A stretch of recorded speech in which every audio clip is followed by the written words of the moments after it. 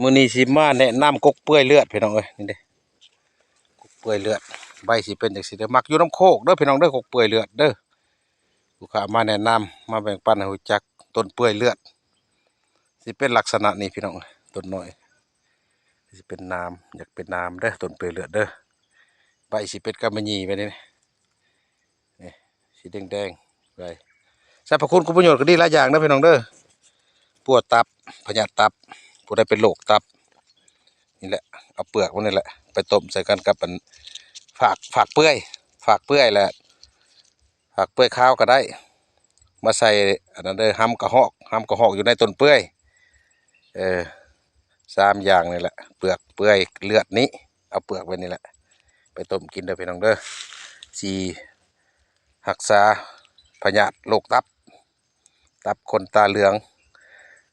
ท้องไข่ท้องพองมือเหลืองนี่แหละบัดนี้ผู้ใดขาดเลือดผู้ใดเป็นเลือดจ้างผู้ใดเป็นปางกินเลือดก็เอาเปลือกเปื่อยนี่แหละไปต้มกิน